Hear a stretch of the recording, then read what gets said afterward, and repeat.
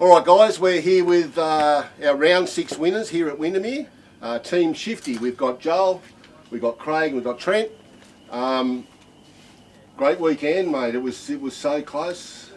At the end, I think you won by 25 millimetres or something like that. So, whereabouts in the dam were you fishing? What were your thoughts going into the event? Had you pre-fished over here? No, so I've just moved to Newcastle, so for the first time. I haven't fished it since the last round here. Okay. Which was a gold bite then, so things have changed a fair bit since then. Yep. So you're originally you're an Orange boy, and work's taken you to Newcastle? Yep. Trent's from Orange and Dad's from my long Orange area, but he's in Newcastle now too, so we didn't get pre-fish this week, which made it a bit harder for us. Yeah, so, and we come off the Windamere Classic last week too, which had 81 teams, which was massive. And the fish still held up. Well, it was harder than it ever has been this time of year. Like, coming off the back of that comp, it wasn't as easy to catch the fish as it usually was. I think it felt it from last week. Yeah, this dam just cops a flogging this time of year. It's one of the premier dams in New South Wales.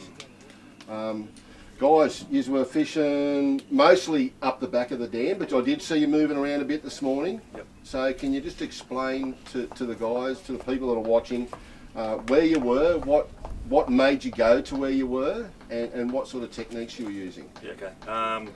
Well, we had 3 spots pretty much that we worked in on Friday. Yep. And we just cycled between them. They got us some fish on Saturday, all 3 of them, so we just continued to cycle through. Yep. Those spots, they were all off points, but they weren't, you weren't fishing tight to the edge or anything like that. You were out off the points on the flats. Okay. About 20 foot of water. All right. So Craig, how long did you stay on a spot when you were there, before you moved? Yeah, well today we shifted a bit after 1 hour. I think we went to the next second spot, did a couple of hours, or 1 hour again there maybe, 1 hour on the 3rd spot, and then we just went back through them.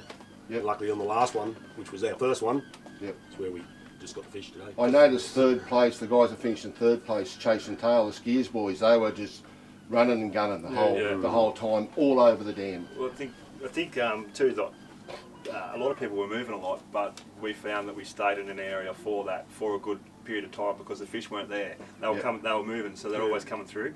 So you couldn't actually use your sounder to find the fish. You had to wait. You just give them that hour or so, and then in that after an hour they just might turn on. So that's the idea of hitting the points. They're gonna it's a sort of a structure that they're gonna have to swim around. And all our points had a tree off it. Okay. So it was a bit of something for them to go in and out of. Talking to sounders, what sort of sounders are you running?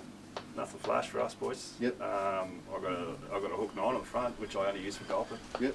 And I only use the sonar screen. I can see what I need to see on that, and then TI in front. Okay, so you're not really spending your day on the sounder like a lot of guys do now. They're spending more time on the sounders than they are fishing. So you're basically looking at structure, water temp probably, and then going from there. Yeah. Especially this time of year, when they're fishing moving around like that, we didn't find fish to target. We found areas where there was scattered fish, but there was nothing there to fully target. Good stuff. And your techniques, Trent, what were you using, mate? Just fish traps and the transams. Yep. A little bit of tap, shake, retrieve in, let it sit again. Yeah. So were you casting out, or were you just fishing down below you? Casting out and shaking back to the boat. Yep. Okay. Yep. And Joel, the line set up, the reels, the rods that you're using. Yep. Do you need anything special for that sort of thing? Do you need a $600 rod, or can you do it with a just a off the rack anything? Yeah. My setup's probably cost me $300 for this casting. I went something a bit lighter than I used to do for the transams just to get that rod tip happening. Yep. But no, 10-pound leader. Everyone says, I drop down to 4 and 6, but we'll never use anything less than 10, and doesn't seem to hinder the. So with your rods, as long as it's got that and your 13 rod that you said at our interview over there at the presentation, it's got a nice whippy tip, so you don't have to really work it. It's just sort of taking care of itself. Yeah, that's right. Yep.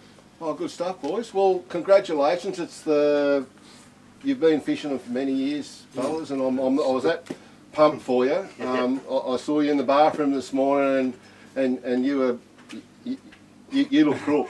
You were nervous. You were leading. You were going in by about 100 mil. Yeah. But I knew that Loomsy and Loomsy Fish and Fix, which were in second, they had a few small fish they needed to upgrade. You didn't have a lot of room to move. Yeah, that's right. You had good fish. Yeah, they had a couple of 490s, I think, so it makes it easy to upgrade when you got them. So and they got I'm rid of them worried too. about that. Yeah, but we managed to upgrade twice today. And that was All right, enough. boys. Well, congratulations, and yeah, bigger and better things to come. Thank you. Cheers. So, thanks.